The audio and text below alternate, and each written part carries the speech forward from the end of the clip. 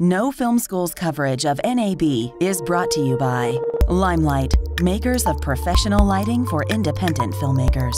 My Road Reel International Film Contest. Enter at myroadreel.com. All right, we're here with Tim from Limelight to talk about the full range of LED lights that you guys have. Sure, yeah. Bowen started as a strobe manufacturer 50 years ago, and 3 years back we recognized the crossover with DSLR cameras offering video functionality for which our strobe lights were absolutely no good at all. So we developed Limelight as a brand, started out with 1x1 LED panels, and since then we've added a range of 3 wider format fluorescent fixtures, a little 300 watt tungsten focusable spot, and 2 very new lights here at the show are our wide format LED 4-tube light and our new ring light coming out in June. So fluorescent and LEDs, you said you also do tungsten? Yeah, we have one tungsten. It's a very compact 300 watt focusing unit. What are the powering needs for the fluorescents and the LEDs as far as, independent filmmakers, often we don't have a huge generator around the corner, so how does that help us in that situation? Well, the most power friendly in that sense are the 1x1 panels, which can be powered by regular AC power or by Anton Bauer or V-mount battery. So something I'm always confused about is, coming from more of a tungsten background, when you're talking about, we're used to watts of lights, and how much light the actual light is putting out. How do you measure that in LEDs, and what are these equivalent to in the other world? Okay, that's a great question. It's really hard with LEDs to do a scientific comparison in watts to a hot light.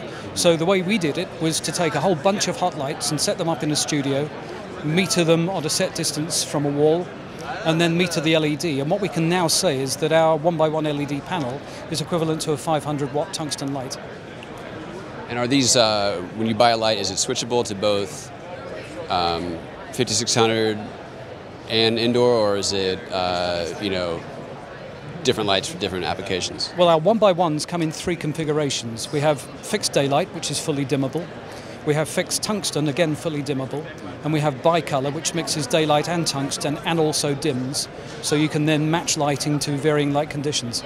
Okay, and so that's the 1x1. How big, what is the largest light that you guys have? Well, the largest light we make right now is an 8-tube fluorescent. It uses 8 2-foot tubes.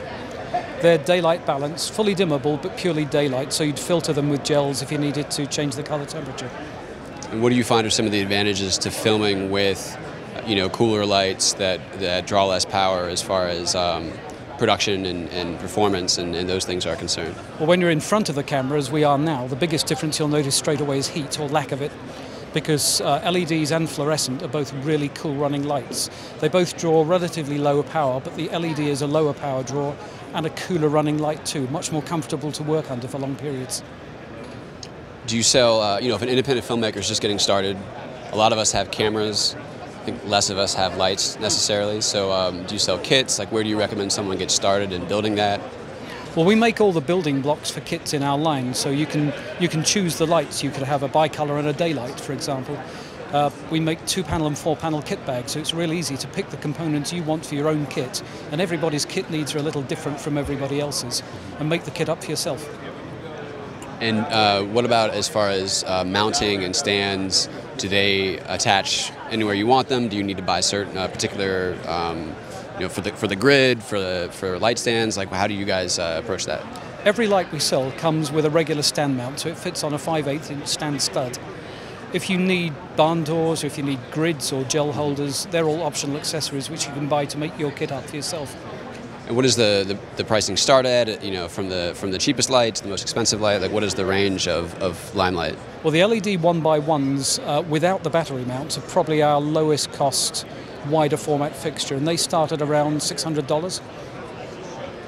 And then you're moving up the line to the larger fluorescent bulbs. Like, what kind of pricing are we talking there? Sure. So moving up to, say, the 4-tube lights, you're looking at a price of probably around $900 to $1,000 for fluorescent and about $1,400 for LED.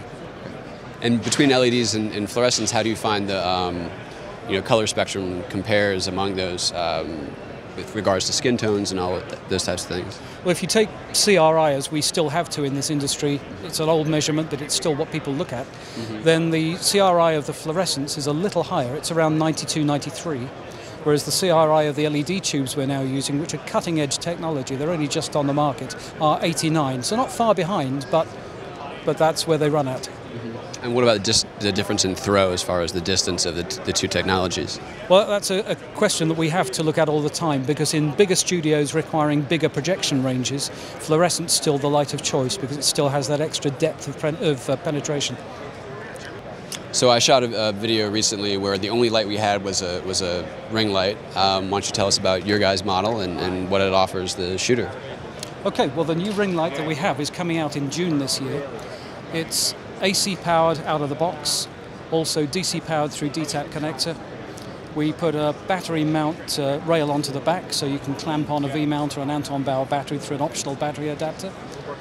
And the beauty of the light is it's fully dimmable, but you can also switch the LEDs down in quadrant segments. So you can have just a little kick of light from the top or from the bottom, left or right, 2, 3 or all 4 segments on, all fully dimmable all the way through the range. And the other new product is right here? The new product is right above us. This is our new SLED4. We talked just now about the cutting-edge technology of new LED tubes, and that's exactly what we have in this light. Yeah, it looks very different from other LEDs. It's almost like a LED inside of a fluorescent. That's pretty much the technology they're using, is the latest high-output, higher CRI LEDs in a footprint that everybody's familiar with in terms of a 2-foot fluorescent tube format. The fact is you cannot interchange them between fluorescent and LED fixtures because the way we drive them is different. But what they produce, and it actually surprised us and a lot of users we've shown these to at other shows, is not only a wide light and quite a soft light, but with a good wraparound to it too. So it's a really good light for set use. And so what do you find are the differences between these new LEDs versus the older ones? Biggest difference is CRI. The newer technology in these tubes, which is different from the 5mm LEDs we use in the 1x1s, is we've been able to bring the CRI way up. Do you think it's ever going to be possible, even going farther in the future, for the CRI of LED lights to catch up to other technology?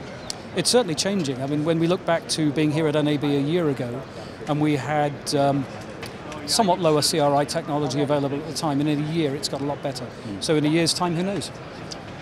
For these new products, you said this is available in September. What are the pricing of each if you set it? Yeah, we've pretty much set it. The LED, as it happens, and the SLED4 are priced pretty much the same price, and that'll be around $14.99 US. And how does one find out more about Limelite and purchase products that are currently available or available in the future?